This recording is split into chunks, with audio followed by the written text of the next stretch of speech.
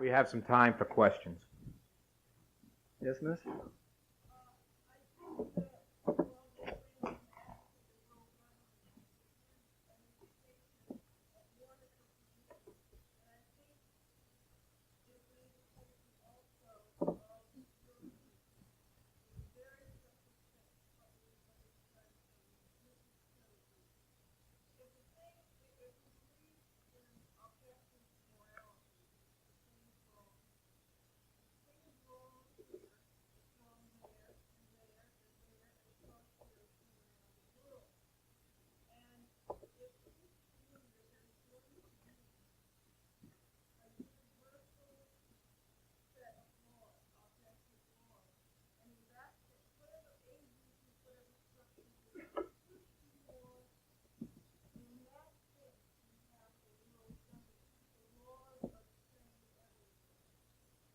Okay, let me reply to that. But before I do, I just wanted to mention another favorite economist of mine. His name is Murray Bookchin.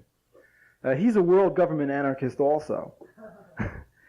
He's got a very strange position. See, he's a left-wing type person that I wasn't talking about when I said one of my fellow people.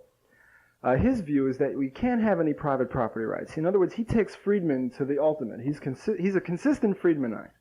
Murray Bookchin. What he says is that no property is really property because, look, the guy at the top of the valley, you know, the water dribbles down or the mud dribbles down and he affects the guy at the bottom of the valley, namely an external diseconomy in this case. Therefore, you can't have two different people owning two parts of the valley. You have to have one guy owning the valley because if there's an effect, you know, all the people have to be in on it and you have to have a commune. Okay, now I'm not against voluntary communism, like in families or voluntary associations, but wait till you see where he takes this to. See, he's a very big bug on ecology. And then the next thing he says is that the whole life cycle, the water supply, the polar ice caps, etc., are all part of this thing. In other words, if a guy owns the polar ice cap, it melts and it affects the rivers and it affects the oceans, etc. Therefore, you have to have a commune for the whole world, which men call world government sometimes. So he comes out as a world government advocate too. But I want to make the distinction in regard to your point. We have to distinguish between coercion and defense. I want to say that an objective law allows defense. It does not allow for the initiation of violence, but it allows for the use of violence. We're not pacifists. Just because there is an objective law all over the world, namely that people shouldn't invade other people's private property rights. Namely, they shouldn't kill each other, okay? Just because we have that, we don't have any government or archy. Because archy...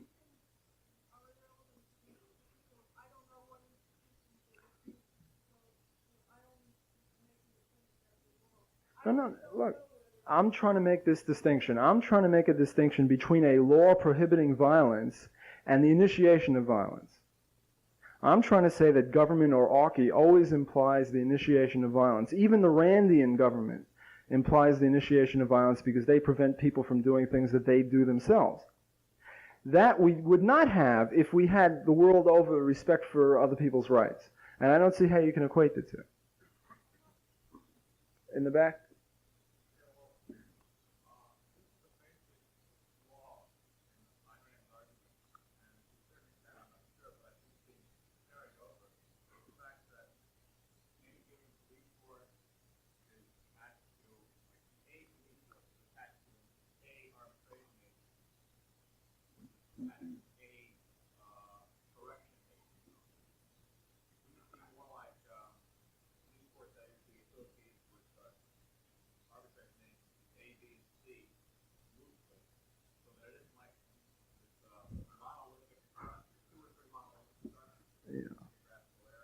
Well, what you're really talking about is what economists would call a case of vertical integration.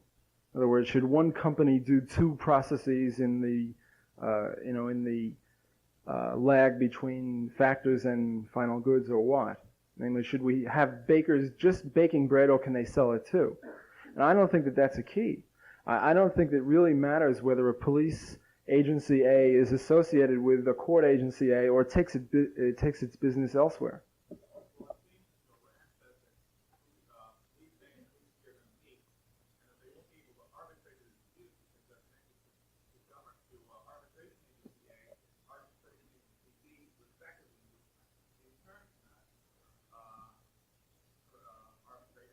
I see. So what you're really saying is what I was saying, namely that these two groups who were hitherto separate would make some arrangements between each other as to what to do in case of a fight. So we're really saying the same thing then. Namely that ultimately, if we're going to suppress little small wars, there's going to be some sort of agreement between these people, because these wars are very costly and they would put people out of business.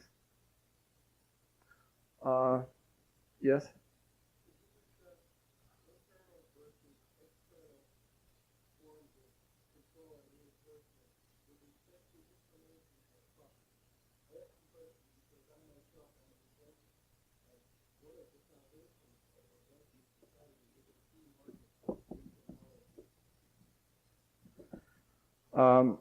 Well, I would refer you to, he's asking, what do I think of private property rights and information, right?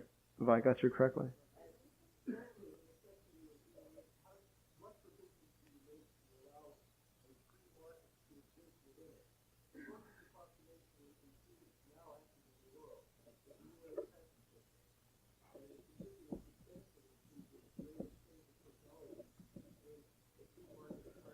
Well, again, I'd have to refer you to, for a very full answer, to Professor Rothbard's Man, Economy, and State, which I'm told is soon coming out in paperback. He gives a full explanation of that, but let me just give a 1-minute answer to that. The point would be that you would have a copyright system for machines.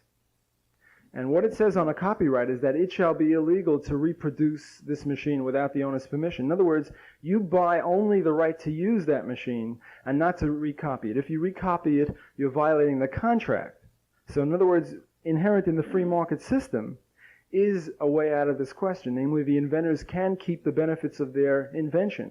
It won't be an externality. The government doesn't have to do all the inventing, although that's the way things seem to be going now. Oh, well, I beg to differ with you. A lot of the research and development is government-supported and government-oriented. But look, the point I'm trying to say is that a copyright written into the contract of sale of a machine will protect the inventor from having people duplicate his machine without his permission, without having a patent law which prohibits, people from trying to independently come up with something. Barbara?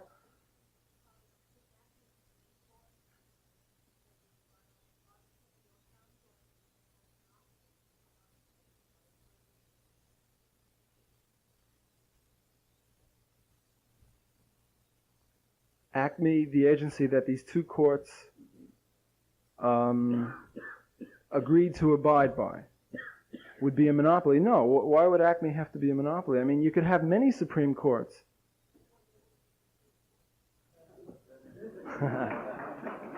Okay, that's a good point. Let me answer it this way. You see, the implication that I think is behind that question is a quest for certainty on this side of the Garden of Eden, which I said we couldn't get, namely a guarantee of peace. You see, this is the way that Miss Rand looks at it. She says, well, we have a constitution, therefore it guarantees peace, guarantees domestic tranquility. I'm not offering that.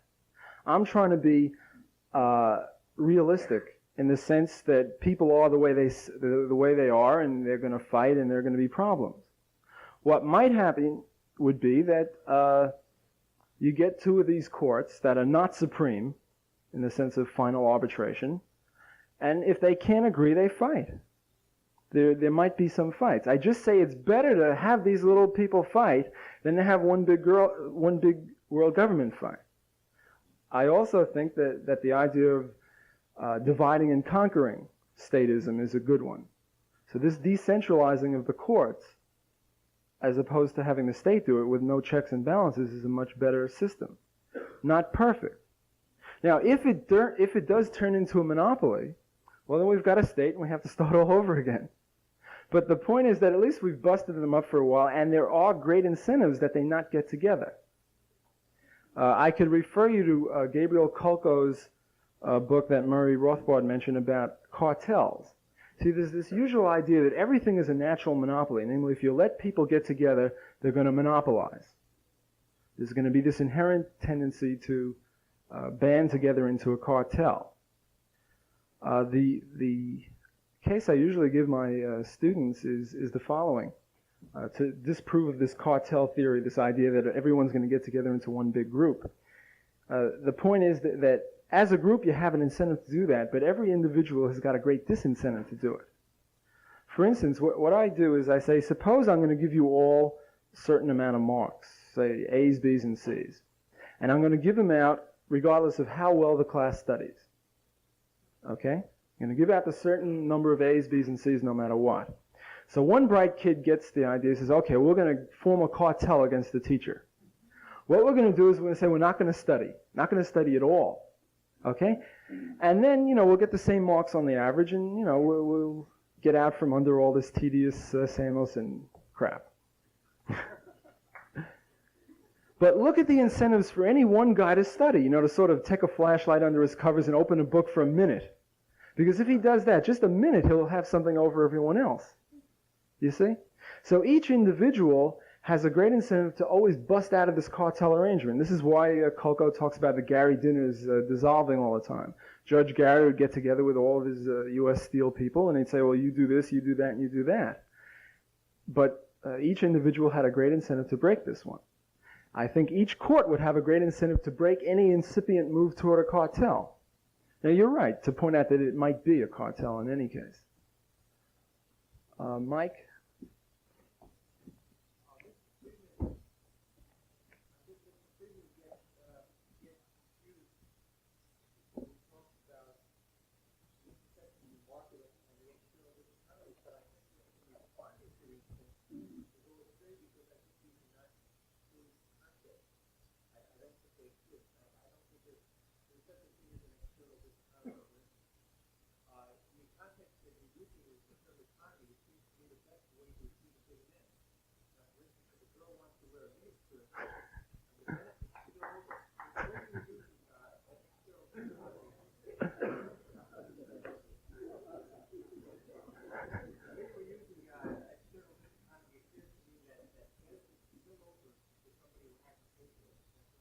External economy. External diseconomy is when harms spill over to people. External economy is when A benefits B and it can't get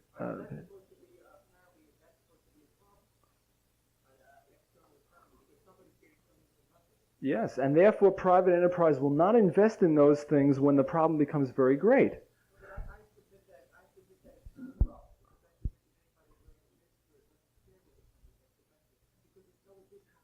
No, look, I agree with you on the case of miniskirts. That's sort of a ridiculous case. We're all fellow sexists on that one.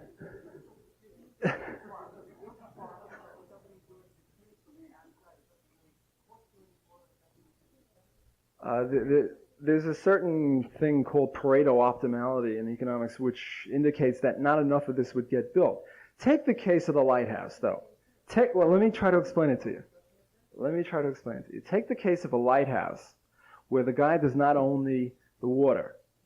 I think Friedman is perfectly correct in saying that private enterprise will not invest in a lighthouse if it can't charge the people for its benefits. Just as I would say that if the government would refuse to allow private property and big fences to keep out people from movies, the free market or decentralist positions could not provide those services. The private market cannot provide services when 95% of the benefits are given to people that it can't charge for. What I'm trying to say is that the reason that this happens in most important cases is that the government prevents it in the first place. And as for the other cases with a miniskirt thing or washing or something like that, just because there are these crazy imperfections doesn't mean anything.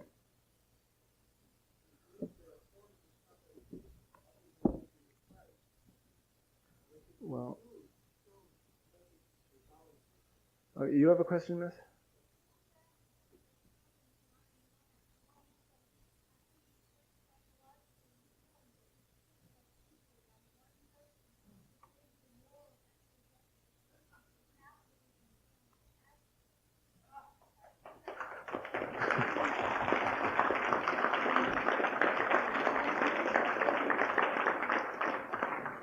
I'm not sure if I was being applauded or...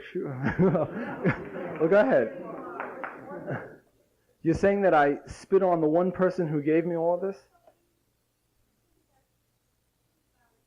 Well, are you saying that I was incorrect in any argument I made?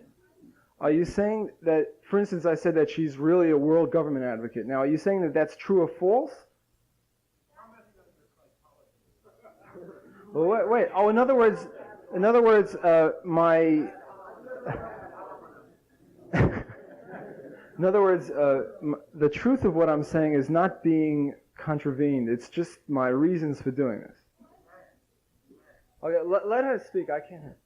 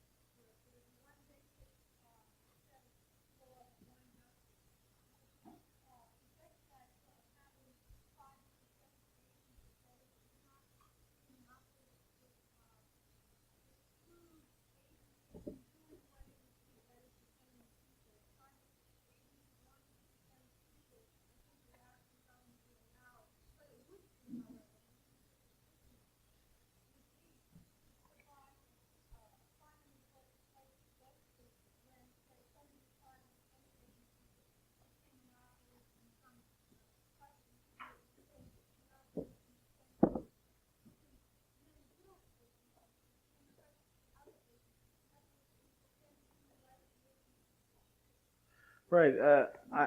Well, there are 2 points that I want to reply to. First is just a matter of fact. Namely, you're saying that Ayn Rand is really a free market anarchist in that she would allow for competing defense agencies.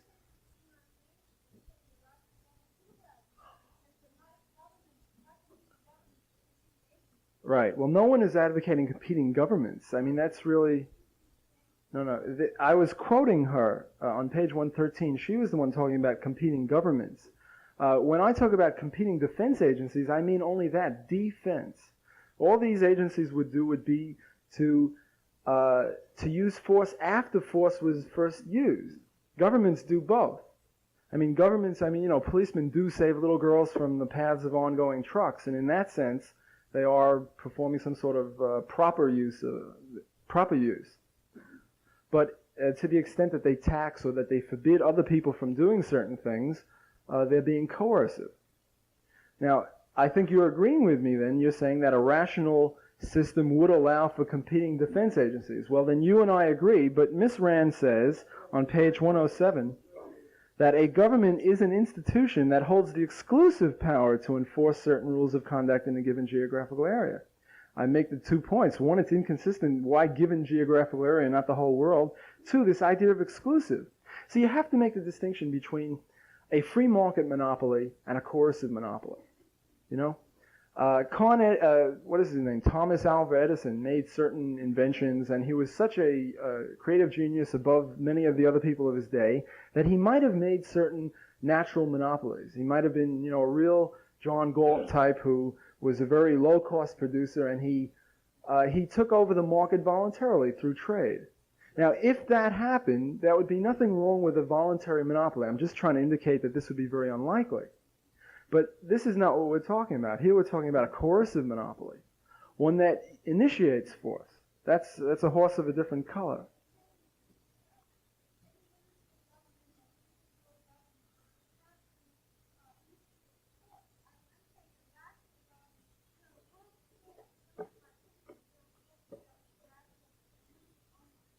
Right. I just wouldn't call it a government. I just wouldn't call it a government if it limited itself to defense. Jim?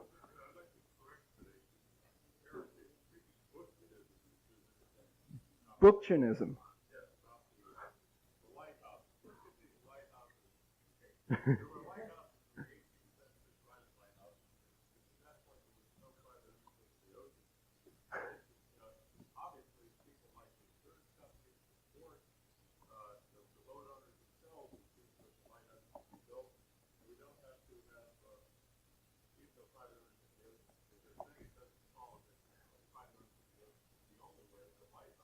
No, you see, you're quite right. It's not the only way. I'm saying it is the best way. For instance, if you have only one insurance company in England, and that all the problems of crashing into rocks will be brought back to there, then they've got a great incentive to put in the lighthouse. But if you have 100 insurance companies, what incentive does any one of them have to put in a lighthouse? Because if he puts in a lighthouse, he bears 100% of the cost.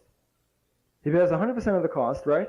And he only benefits 1% of the gain.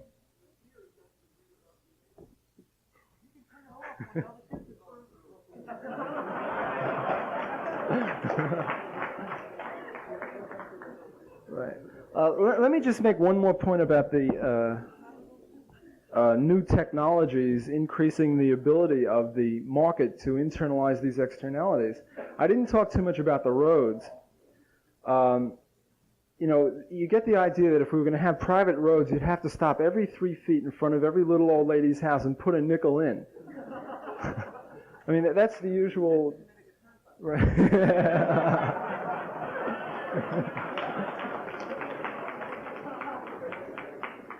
But with increasing technology, you get all sorts of new options that weren't open. For instance, we now have photoelectric cells that are able to take pictures of railroad cars as they go rumbling by.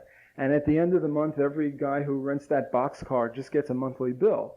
There'd be no reason why you couldn't do this with city streets. Namely, there's no reason to have government do this necessarily. Frank?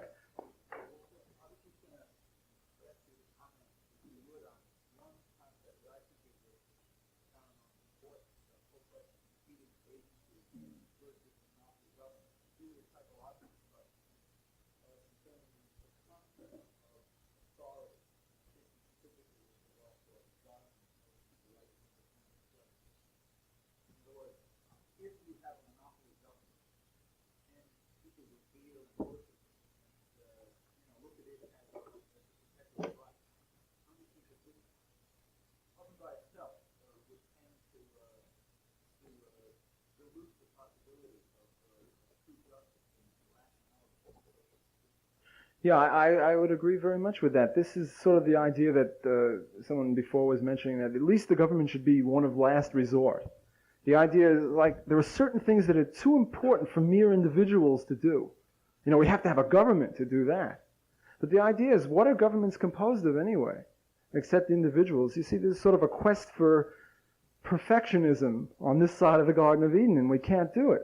We cannot be guaranteed of anything like this. There is no such thing as last resort, now we'll be sure we'll get our just desserts. Right. Okay, thank you. Thank you very much.